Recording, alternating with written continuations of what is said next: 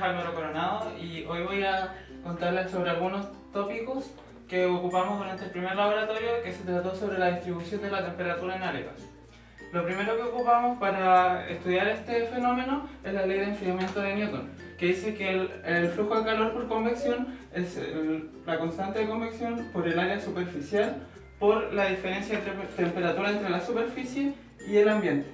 Es importante notar que en esta ecuación todos los términos son directamente proporcionales al flujo de calor, lo que significa que tanto si el coeficiente de convección o el área superficial o la diferencia de temperatura aumentan, el flujo de calor también va a aumentar.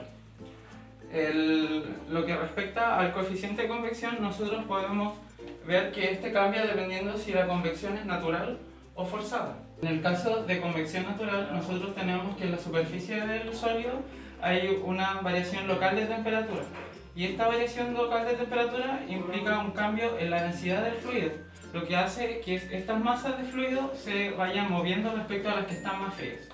En la convección forzada tenemos una situación similar, pero la diferencia es que el fluido se encuentra en movimiento debido a fuerzas externas, lo que permite hacer, entre comillas, el flujo de calor más eficiente y aumenta nuestro coeficiente de convección. Para poder describir la transferencia de calor por convección, en nuestra ecuación también tenemos que considerar el calor transferido por conducción. Para esto ocupamos la ley de Fourier, que dice que el calor por conducción es la conductividad térmica por el área transversal por el gradiente de temperatura en el eje en el que fluye el calor. Es importante tener en cuenta que estos tres términos también son directamente proporcionales con el flujo de calor, lo que quiere decir que si por alguna razón nosotros podemos aumentar la conductividad térmica, el área transversal o el gradiente de temperatura, vamos a tener un mayor flujo de calor. En este diagrama tenemos una pequeña parte de una aleta y podemos ver que el calor por conducción es el que fluye a través de la aleta y el calor por convección es el que atraviesa la superficie de la aleta. Acá tenemos el área superficial que está representado acá y el área transversal que la ocupamos acá. Es importante también tener en cuenta que el objetivo de la aleta es aumentar esta área superficial. Para explicar este fenómeno tenemos esta ecuación que modela la transferencia de calor en las aletas, donde esto lo consideramos como constante. Acá tenemos en este coeficiente el perímetro y este es el área superficial. Acá tenemos los coeficientes de convección y de conducción, que para este caso nosotros los vamos a considerar constantes. Y θ de x es la función de la temperatura en x menos la temperatura en el infinito o entorno. El objetivo de este laboratorio es describir y comparar la pérdida de calor en convección natural y forzada de una aleta.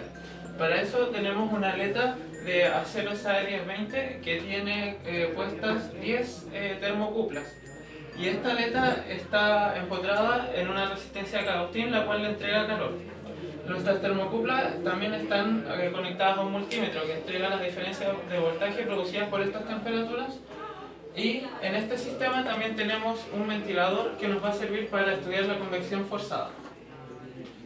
Entonces, para hacer nuestro estudio vamos a poner a la aleta en una situación de convección natural y en convección forzada. Para la convección natural tomamos 10 lecturas de las 10 termocuplas, por lo cual tenemos 100 datos, y para la forzada lo mismo. En ambos casos esperamos alrededor de 5 minutos para que nuestro sistema fuera estacionario. Y en la convección forzada también ocupamos un ventilador para mover las masas de aire. Una vez tomados nuestros datos por tabla, los pasamos a datos de temperatura. En estos valores encontramos las curvas de temperatura, ya sea para convección natural y para convección forzada en función del x. Cabe notar que ambas curvas tienen una forma de caimiento exponencial.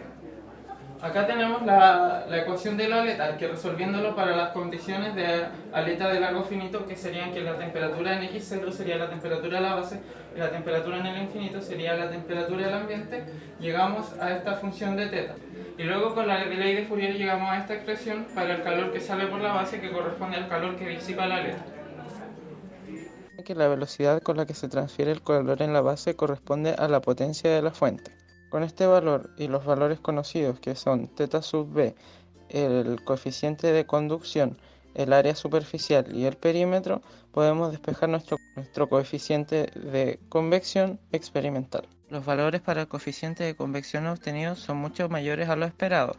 se puede deber a que la suposición de largo infinito sea incorrecta, a la variación de la constante de conducción o a la suposición errónea de estado estacionario. Los valores de H de convección forzada encontramos que se encuentra de los rangos esperados y que se hizo una medición adecuada en el laboratorio.